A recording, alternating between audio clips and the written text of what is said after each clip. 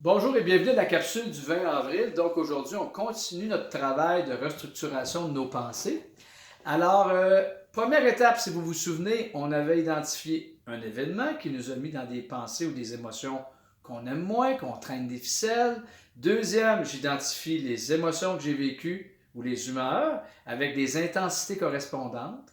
Troisième, les pensées. Quelles sont les pensées qui sont arrivées juste, pensées, images, monologues, qui sont arrivées juste avant les émotions?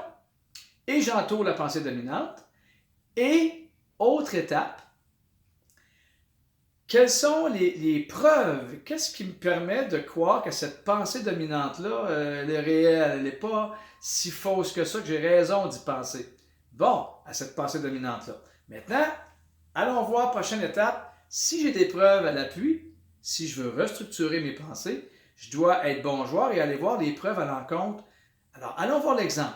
Donc, on a toujours ce parent qui s'est querellé avec son enfant et qui vit des inconforts et qui là se dit bon, quelles sont les preuves à l'encontre qu'il veut faire ça pour me faire choquer? Alors, il pourrait se dire bah, je l'ai vu faire avec d'autres personnes, avec ses frères, sa soeur, ses amis.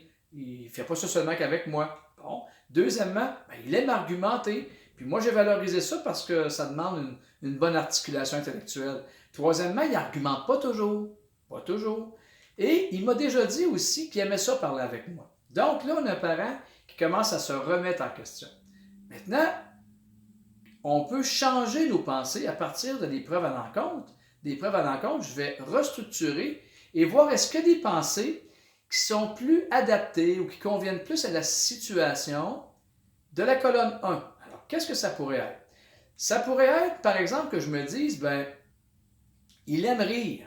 Mon enfant, c'est un enfant qui aime rire, il aime taquiner. Ouais.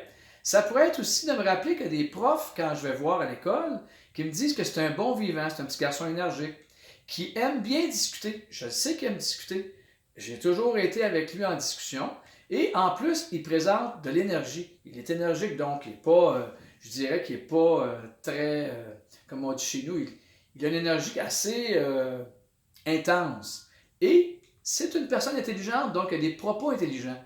Et là, je commence à vivre d'autres choses quand je me mets à me restructurer, à agir sur mes pensées à partir de mes preuves à l'encontre. Demain, on va voir qu'est-ce qui est possible qu'il arrive avec mes émotions. Pour la dernière colonne, une fois que j'ai restructuré mes pensées, j'ai fait des pensées de substitution à partir de mes preuves à l'encontre.